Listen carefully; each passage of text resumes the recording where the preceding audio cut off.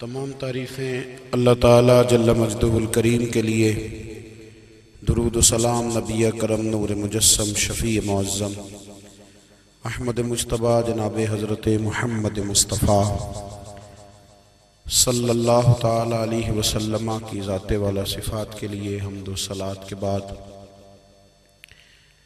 عزیز دوستو، بزرگوں اور بھائیوں، انسان کھائے پیے سوئے جاگے تو اس کے جسم کی ضروریات پوری ہوتی ہیں، لیکن جب وہ اللہ کا ذکر کرتا ہے، نماز پڑھتا ہے، دعا مانگتا ہے، استغفار پڑھتا ہے، درود و سلام کے گجرے پیش کرتا ہے، تو پھر اس کی روحانی ضروریات پوری ہوتی ہیں۔ آج جس زمانے میں ہم وقت گزار رہے ہیں، لوگوں کی جسمانی ضروریات پوری کرنے کے لیے، غذائی ضروریات پوری کرنے کے لیے بہت سارے بندوبست کیے جا رہے ہیں، لیکن جتنا لوگ اپنی ظاہری ضروریات میں خود کفیل ہوتے جا رہے ہیں، اتنا ہی زیادہ وہ روحانی طور پر کمزور ہوتے جا رہے ہیں۔ گھنٹوں بیٹھ کر گپ شپ کرنے والے لوگوں کے لیے تھوڑی دیر بھی ذکر الہی کرنا مشکل ہو جاتا ہے۔ لمبی چوڑی باتیں کرنے والے، لمبے چوڑے دلائل دینے والے لوگ اور سمجھدار لوگ اور سیانے لوگ عبادت کے معاملے میں سستی کرتے ہیں، عمل کے مسئلے میں کمزور ہو جاتے ہیں۔ تسبیحات کرنا، وظائف پڑھنا، درود و سلام پڑھنا، کم بولنا، سچی بات کرنا، صبر سے رہنا، شکر کو اپنانا، قناعت اختیار کرنا، حسد، بغض، عداوت سے بچنا، یہ لوگوں کے لیے مشکل ہو جاتا ہے۔ پھر اس کا نقصان یہ ہے کہ معاشرہ ایک عجیب سی بے سکونی اور بے قراری کا شکار ہے۔ جیب میں بہت زیادہ پیسے رکھنے والا، خوش شکل نظر آنے والا، پیٹ بھر کے روٹی کھانے والا شخص بھی ڈھونڈتا پھرتا ہے کہ آخر میں پریشان ہوں کیوں۔ آپ انسانیت کی تاریخ پڑھیں گے تو آپ کو معلوم ہوگا کہ انسان نے کبھی پتھر کی پوجا کی، کبھی معاذ اللہ چاند سورج کی، درختوں کی، بتوں کی پوجا کی۔ معاذ اللہ یہ غلط ڈائریکشن پہ تو چڑھ گیا، لیکن ایسا نہیں ہے کہ کوئی بندہ دنیا میں آیا ہو اور کسی کی اس نے عبادت نہ کی ہو۔ اس لیے کہ اللہ تبارک و تعالیٰ نے جس طرح ہمارے جسم میں کھانے کی طلب رکھی ہے، پینے کی طلب رکھی ہے، سونے کی طلب رکھی ہے، اسی طرح اللہ تعالیٰ نے عبادت کے لیے طلب رکھی ہے جسم میں۔ یہ تو ہوا کہ انسان گمراہ ہو گیا، غلط رستوں پہ چل نکلا، اس نے جھوٹے معبودوں کی طرف معاذ اللہ توجہ کر لی، لیکن وہ کسی نہ کسی کے سامنے جھکتا رہا، چونکہ اس کے وجود میں طلب تھی، شوق تھا اسے کہ وہ عبادت کرے۔ اللہ تبارک و تعالی جب مسلمان کو توفیق دے اور اللہ کی بارگاہ کی جانب وہ رجوع کرے، تو پھر اس کا رویہ یہ ہونا چاہیے کہ اس کی توجہ ہو اللہ کی جانب۔ ہمارے ہاں تسبیحات پڑھ لی جاتی ہیں اگر کبھی موقع ملے، لیکن وہ خاص انہماک، وہ خاص شوق، وہ خاص ذوق اللہ تبارک و تعالیٰ کی عبادت کا، ایک ہوتا ہے نماز پڑھنا، ایک ہوتا ہے اہتمام کے ساتھ نماز پڑھنا، یعنی ذرا وقت پہ اٹھنا، ذرا صحیح کر کے وضو کرنا، ذرا شوق سے مصلی بچھانا۔ ایک ہوتا ہے تسبیح پڑھ لینا، اور ایک ہوتا ہے ذرا تھوڑا سا نا شوق کے ساتھ اللہ کو یاد کرنا۔ آپ کبھی جو میں نے آیہ کریمہ پڑھی، اس کی آپ شان نزول دیکھیں۔ نبی کریم صلی اللہ تعالیٰ علیہ وسلم کے نا کچھ صحابہ اللہ کی محبت کے شوق میں حضور کی بارگاہ میں حاضر ہوئے، اور انہوں نے آ کے عرض پتہ کیا کیا؟ عرض کرنے لگے، یا رسول اللہ صلی اللہ تعالی علیہ وسلم سالوں بیت گئے ہیں سجدے کرتے ہوئے، حضور سالوں بیت گئے ہیں تسبیح پڑھتے ہوئے، سالوں بیت گئے کہتے ہوئے کہ سبحان اللہ وہ پاک ہے، ہمیں سالوں بیت گئے یہ کہتے ہوئے کہ اللہ اکبر وہی سب سے بڑا ہے، سالوں بیت گئے کہتے ہوئے کہ الحمدللہ ساری تعریفیں اللہ کے لیے، سالوں بیت گئے اس کی تسبیح کرتے، تحلیل کرتے، تکبیر کہتے۔ حضور اب نہ ہمارا اپنے رب سے ملنے کو جی چاہتا ہے، کبھی اے حقیقت منتظر نظر آنا لباس مجاز میں، لاکھوں سجدے تڑپ رہے ہیں میری جبین نیاز میں۔ اور اقبال کہنے لگے کہ تیرے عشق کی انتہا چاہتا ہوں، تو میری سادگی دیکھ کیا چاہتا ہوں، میرا ذرا سا تو دل ہے مگر شوق اتنا، میں وہی لن ترانی سنا چاہتا ہوں۔ میرا بھی دل کرتا ہے کہ اللہ میں تجھے کہوں میں تجھے دیکھنا چاہتا ہوں، جس طرح حضرت موسیٰ کلیم علیہ السلام نے کہا تھا، اور تو مجھے کہے کہ لن ترانی تو نہیں دیکھ سکتا، ذرا سا تو دل ہے مگر شوق اتنا، میں بھی وہی لن ترانی سنا چاہتا ہوں۔ پھر کہنے لگے بھری بزم میں راز کی بات کہہ دی، بڑا بے ادب ہوں سزا چاہتا ہوں۔ دیکھو سب لوگوں کے بیچ ہی میں نے یہ کہہ دیا۔ میرے عزیز صحابہ نا شوق میں، کتنے سارے لوگ ہیں آپ، کتنی ماشاءاللہ بڑی تعداد میں آپ آئیں، ہم بھی کبھی اس شوق میں گئے ہیں کہ ہمارے رب کو دیکھنے کو دل چاہتا ہے، ہمارا جی چاہے وہ کبھی ہمیں ملے، ہم کبھی اس کی زیارت کریں، اس کی بارگاہ کرم میں ہم حاضر ہوں۔ صحابہ نے عرض کیا یا رسول اللہ صلی اللہ تعالی وسلم ہمارا رب کہاں ہے؟ ہمارا نا اپنے رب کو دیکھنے کو جی چاہتا ہے۔ جب صحابہ نے یہ عرض کیا تو اللہ نے قرآن مجید نازل کیا، فرمایا وَإِذَا سَأَلَكَ عِبَادِي أَنِّي فَإِنِّي قَرِيبٌ، محبوب جب میرے بندے آپ کی بارگاہ میں آ کے میرے بارے میں پوچھیں نا تو ان سے کہہ دینا میں ان کے قریب ہی ہوں، قریب ہی ہوں۔ دلیل کیا ہے؟ بھائی اذا دان، یہ جب بھی مجھ سے دعا مانگیں گے میں ان کی دعاؤں کو قبول فرماؤں گا، میں ان کے قریب ہوں، میں ان کے قریب ہوں، یہ جب بھی دعا مانگیں گے نا میں قبول کروں گا، میں ان کے قریب ہوں۔ اللہ تبارک و تعالیٰ کے بندے اللہ سے محبت کرتے، رب کی بارگاہ میں جھکتے، اس کو اپنے دکھ سناتے، اس کے پیارے محبوب صلی اللہ تعالیٰ علیہ وسلم کا وسیلہ لے کے اس کے حضور حاضر ہو جاتے، پیشانیاں سجدوں سے روشن ہوتی۔ ہم نا ہر چیز کے لیے وقت نکالتے ہیں، ہر چیز کے لیے، لیکن عبادت کے لیے وقت نہیں نکالتے۔ ہر شے آباد ہے، ہر شے، ہماری فیس بک بھی آباد ہے، واٹس ایپ بھی آباد ہے، ہمارے ٹویٹر بھی آباد ہیں، ہماری ہر چیز آباد ہے، سب سے کم آباد ہمارا مصلی رہ گیا ہے، سب سے کم۔ وہ لوگ اب ڈھونڈنے سے ملتے ہیں جن کی بغل میں مصلی ہوتا تھا۔ میرے بھائی آپ کتنا کو دنیا کے پیچھے بھاگو گے تھکا دے گی، کتنا دولت کے پیچھے بھاگو گے تھکا دے گی۔ آپ جب اپنی زندگی میں جمع تفریق کرو گے نا تو مرتے وقت احساس ہوگا کہ سارا کچھ تو لوگوں کے لیے کیا، اپنے لیے تو کر ہی کچھ نہیں سکے۔ اور ہم عبادت کے معاملے میں بہانے بازی بھی کرتے ہیں، ہم کہتے ہیں اوہو رزق کمانا بھی تو عبادت ہی ہے نا، تو میں حلال روزی کے لیے جا رہا ہوں یہ بھی تو عبادت ہے نا۔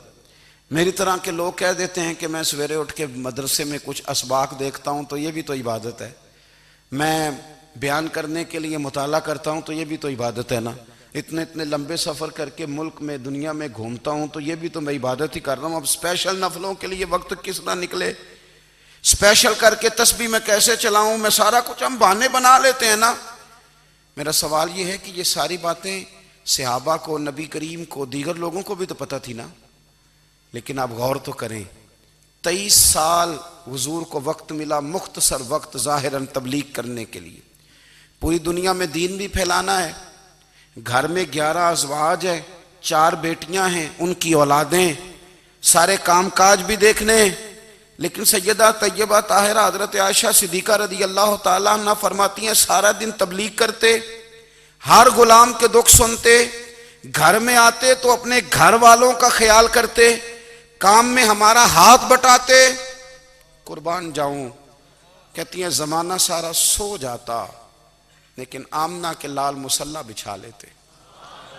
دنیا سو گئی ساری، سب سو گئے، جو خدام تھے، وہ جو غلام تھے، وہ سو گئے. صحیح مسلم میں لفظ ملیں گے، سیدہ پاک فرماتی ہیں او میرے نبی کے غلاموں، میں نے یہ رنگ بھی دیکھا ہے کہ حضور نے اتنا کھڑے رہے، اتنا قیام کیا، اتنا قیام کیا کہ مقدس پیروں میں ورم آ گئے، سوج گئے پیر.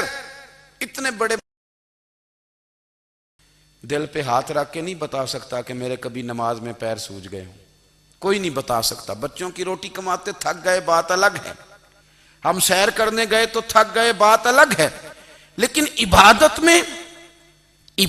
میں یہ بھی تو مسلم شریف ہے نا، یہ بھی تو دین ہے نا، یہ بھی تو حضور کی سنت ہے، یہ بھی تو وہ چیز ہے جو کریم کی آنکھوں کی ٹھنڈک ہے. سیدہ فرماتی ہیں پیروں میں ورم آ گئے اور ساری رات ہی حضور نے نماز پڑھی اور ایک ہی آیت بار بار دہرائی. مسجد نبوی میں بلال حبشی نے فجر کی اذان دے دی اور حضور ابھی مصلی پہ تھے. کریم فارغ ہوئے، میں نے عرض کی یا رسول اللہ صلی اللہ علیہ وسلم، آپ کے تو صدقے اللہ اگلے پچھلوں کے گناہ معاف کرے گا، تو آپ اتنی آہوزاری کیوں فرماتے ہیں؟ آپ تو شفیع ہیں، آپ تو انبیاء کے امام ہیں. تو حضور نے فرمایا عائشہ تم نے گنوایا ہے نا میرے اللہ کی مجھ پر کتنی رحمت ہے. افلا اکون عبدا شکورا، فرمایا اگر اس نے اتنی نعمتیں دی ہیں تو کیا میں اس کا شکر گزار بندہ نہ بنوں؟ میں شکر گزار بندہ نہ بنوں اس کا؟ پھر اگر اتنی نعمتیں اس نے دی ہیں، مجھے اتنا نوازا ہے، تو پھر میں اس کے سامنے سجدے نہ کروں؟ او میرے بھائی، بڑے قابل فخر لوگ ہیں ہم کہ ہم نبی پاک کے غلام ہیں. ہم قابل فخر ہیں کہ نبی کریم کے غلام ہیں. کیا کبھی اس غلامی کے شکرانے میں بھی 2 نفل پڑھے کہ یا اللہ تیرا شکر ہے تو نے ہمیں حضور کا غلام بنایا ہے؟ یاد رکھیں کہ اپنی روحانی زندگی کو آباد کریں، استغفار پڑھیں، تسبیحات کریں. حضرت عبداللہ ابن عمر رضی اللہ تعالیٰ عنہ حضرت عمر کے صاحبزادے، مکہ مکرمہ میں ان کی قبر ہے. میں نے جب انہیں پڑھا تو مجھے ان سے بڑا پیار ہو گیا، لیکن آپ کو پتہ ہے وہاں جا کے کسی شخص کا مزار تلاش کرنا یا پوچھنا ایک مشکل کام ہوتا ہے. تو ایک دفعہ میں مکہ شریف میں حاضر تھا تو ایک گاڑی والا ڈرائیور مجھے کہنے لگا کہ مولانا میں آپ کو جانتا ہوں، مجھے آپ سے محبت ہے، ایک بات بتاؤں آپ کو؟ میں نے کہا بتاؤ. کہنے لگے حضرت عبداللہ ابن عمر کی قبر دیکھنی ہے. میں نے کہا یہ تو نہیں کہہ رہا، یہ کسی نے بندوبست کرایا ہے، یہ اللہ نے تیرے دل میں بات ڈالی ہے، یہ ہو گیا تو لے چل مجھے. حضرت عبداللہ ابن عمر کو نبی پاک نے فرمایا تھا راجل صالح، یہ نیک بندہ ہے، یہ متقی آدمی. حضرت عبداللہ ابن عمر رضی اللہ تعالیٰ عنہ سیدنا فاروق اعظم رضی اللہ تعالیٰ عنہ کے صاحبزادے ہیں اور ان کی ہمشیرہ سیدہ حفصہ رضی اللہ تعالیٰ عنہ حضور کی زوجہ محترمہ. ایک دن اپنی ہمشیرہ سے کہنے لگے کہ نبی کریم صلی اللہ تعالیٰ علیہ وسلم گھر میں آئے نا، اور اگر حضور غم امت میں پریشان نہ ہوں، طبیعت کو حشاش بشاش دیکھو، تو ذرا پوچھنا تو صحیح حضور کا میرے بارے میں کیا خیال ہے، پوچھنا تو صحیح کہ کریم کی بارگاہ میں میرا کیا مقام ہے، میرے بارے میں حضور کیا فرماتے ہیں. اب بہن کو کام بتائے اور بتائے بھی بھائی، اور پھر بہن وہ کام نہ کرے، یہ تاریخ میں ہوتا نہیں. حضرت عمر فاروق رضی اللہ تعالیٰ عنہ کی صاحبزادی ام المومنین رضی اللہ تعالیٰ عنہ فرماتی ہیں کہ میں تو بس منتظر تھی. انہوں نے تو کہا تھا نا کہ اگر تم حشاش بشاش دیکھو تو بات کرنا، لیکن حضور تشریف لائے، میری باری تھی، میرے گھر تشریف لائے، کھانا پیش کیا تو فوراً میں نے عرض کی حضور ایک بات پوچھنی تھی. تو حضور نے فرمایا پوچھئے. میں نے عرض کی حضور میرے بھائی عبداللہ ابن عمر کے بارے میں آپ کا کیا خیال ہے؟ نوجوانوں میری بات پہ غور کرنا، میرے بھائی کے بارے میں آپ کا کیا خیال ہے؟ تو نبی کریم صلی اللہ تعالیٰ علیہ وآلہ وسلم نے میری طرف دیکھا اور پھر حضور زیر لب تھوڑا مسکرائے. اور بریلی کے امام کہتے ہیں کہ حضور مسکرا دیتے تھے نا تو جو بڑا دکھی ہوتا تھا وہ بھی ہنس پڑتا تھا. اب سوال پیدا ہوتا تھا کہ پھر تو اس مسکراہٹ کے لیے انتظار کرنا پڑتا ہوگا کئی کئی مہینے کہ حضور مسکرائیں تو رونے والے ہنسیں، تو اعلیٰ حضرت فرماتے ہیں نہیں، انتظار نہیں کرنا پڑتا، یہ مسکراتے رہنا تو حضور کی عادت ہے۔ جس کی تسکین سے روتے ہوئے ہنس پڑے اس تبسم کی عادت پہ لاکھوں سلام۔ یعنی یہ تو عادت ہے حضور کی مسکراتے رہنا، اس کے لیے انتظار نہیں کرنا پڑتا۔ بھائیو آپ خیال رکھیں گے، غور کریں گے، حضرت عبداللہ ابن عمر رضی اللہ تعالیٰ عنہ کے بارے میں پوچھا تو سیدہ فرماتی ہیں کہ نبی کریم صلی اللہ تعالیٰ علیہ وسلم نہ زیر لب مسکرائے اور فرمایا حفصہ تیرا بھائی ہے تو اچھا، لیکن میں نے سنا ہے کہ عشاء کی نماز پڑھتا ہے تو فجر تک سویا ہی رہتا ہے۔ او نوجوانوں، 10 بجے تک سونے کی بات نہیں ہوئی، 9 بجے تک سونے کی بات نہیں ہوئی، 11 بجے اٹھنے کی بات نہیں۔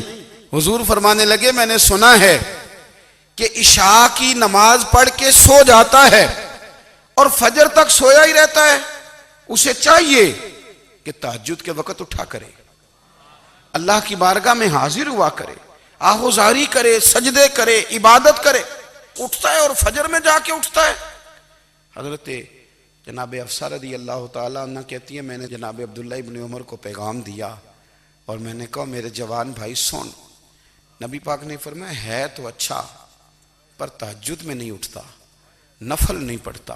او میری ملت کے جوانوں، مزہ نہیں آ جاتا جب ساری دنیا سوئی ہو، ساری دنیا، اور بستر بھی گرم ہو اور نیند بھی پورا غلبہ کر رہی ہو، اور اچانک گھنٹی بجے دماغ میں، آنکھ کھلے، گھڑی پہ نظر پڑے، 3:30 4 بجے کا پیغام گھڑی بتائے، اور کوئی چڑھتی جوانی والا اٹھ کے وضو کرے، اور جب وہ مصلی کھول کے بچھائے تو مدینے والے محبوب کہتے ہیں کہ ہر نماز پہ رب ثواب دیتا ہے، اور جو اٹھ کے تہجد کی نماز پڑھے اسے دیکھ کے تو رب مسکراتا ہے، جو اس کی شان کے لائق ہے، جو اس کی شان کے لائق، وہ مسکراتا ہے، خوش ہوتا ہے کہ میرا بندہ تہجد میں اٹھ گیا، وہ مسکراتا ہے۔ کاش ہماری صبحیں کبھی اپنے مالک کے نام ہو جائیں، کاش کے صبح۔ حضرت ابو الحسن رحمۃ اللہ تعالیٰ علیہ حضرت معاذ ابن جبل رضی اللہ تعالیٰ عنہ کے پاس بیٹھا کرتے تھے، فرماتے ہیں ان سے جو پیار بڑھا تو پھر میرا مصلی سے بھی بڑھ گیا۔ تابعی ہیں، فرماتے ہیں صحابی رسول سے محبت ہوئی تو ذکر سے بھی ہو گئی، پھر درود شریف سے بھی ہو گئی، محبت ان سے بڑھی تو پھر اللہ نے مسجد کا پیار بھی بڑھا دیا۔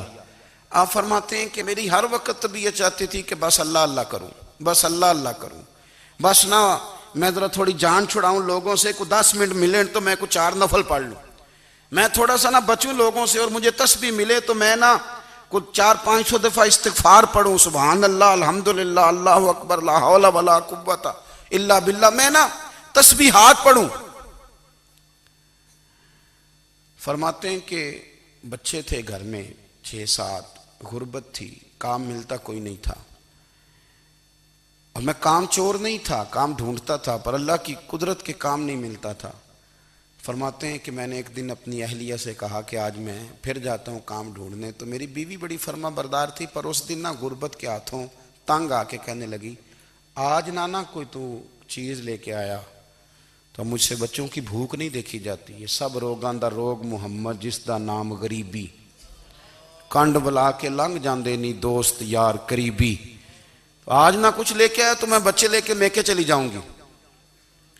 شیخ فرماتے ہیں کہ میں بڑا پریشان گھر سے نکلا، پر میں نے صبح سے لے کے زور تک کام ڈھونڈا، کام ملا کوئی نہیں، تو میرے دل میں خیال آیا چلو کام نہیں ملتا تو اللہ اللہ تو کرے نا، چلو بندوں کی مزدوری نہیں ملتی تو رب کریم کی عبادت ہی کرتے ہیں۔ فرماتے ہیں کہ میں نے نا فرات کے پانی سے وضو کیا، نہر کے، شدید دھوپ تھی، ساتھ ریت تھی اور ریت تپ رہی تھی، میں نے اپنا رومال وہیں مصلی کے طور پر بچھا لیا، اور فرماتے ہیں کہ زور سے لے کر عصر تک نماز پڑھی، دھوپ بھی پورے زور پہ، پر میرے سجدے کا ذوق بھی پورے زور پہ۔ فرماتے ہیں سورج بھی چمک رہا ہے اور رب کی عبادت کا ذوق بھی پورے زور پہ، میں سجدہ کروں تو پھر میرا اٹھانے کو جی نہ چاہے، میرے استاد لکھا کرتے تھے، یہ ان کا شعر ہے، وہ کہا کرتے تھے مجھے سوز دے، مجھے ساز دے، اور مجھے نیم شب کا نیاز دے، دم سجدہ خود کو میں توڑ دوں، مجھے ایسا ذوق نماز دے۔ اور میں تیری بہار کا پھول ہوں، میں کھلا بھی ہوں تو تیرے لیے، مجھے میری شاخ سے توڑ لے، مجھے اپنی زلف کا ناز دے۔ بھائی فرماتے ہیں کہ عصر تک میں نے نفل پڑھے، دل ڈھلنے لگا، عصر کی نماز پڑھی اور میں وہاں سے چلا۔ اب میں جب نکلنے لگا تو دل میں خیال آیا کہ چھوٹی چھوٹی دیواریں ہیں گھر کی، بغیر کچھ لیے جاؤں گا تو بیوی دور سے دیکھے گی تو شور کرے گی کہ پھر خالی ہاتھ آ گیا ہے۔ کہتے میں نے اپنی اسی رومال میں جس پہ میں نے نماز پڑھی تھی نا، رومال میں کی آخی دے پنجابی صافہ کہتے ہیں، اسی میں نا میں نے کچھ ریت بھر لی کہ وہ دور سے دیکھے گی تو سمجھے گی کچھ لے کے آیا ہے، چلو جا کے اسے بتا دوں گا کہ آج پھر مزدوری نہیں ملی۔ کہتے ہیں وہ ریت لے کر جب میں گھر میں گیا تو پہلے بیوی دروازے پہ کھڑی ہوتی تھی، پوچھتی تھی خالی ہاتھ آ گئے ہو؟ آج میں نے دیکھا تو ہے ہی کوئی نہیں۔ فرماتے ہیں میں اندر داخل ہوا، سلام لیے، کونے میں میں نے وہ رومال رکھ دیا اور میں نے آواز دی کہ بھلی مانس کہاں ہو؟ تو وہ کہنے لگی آپ منہ ہاتھ دھو لیں، میں روٹی لے کے آئی۔ میں نے کہا روٹی کہاں سے آ گئی؟ یہاں تو کئی دنوں کے فاقے، تو کئی دنوں کی غربت ہے، یہاں تو اس گھر میں تو فقیری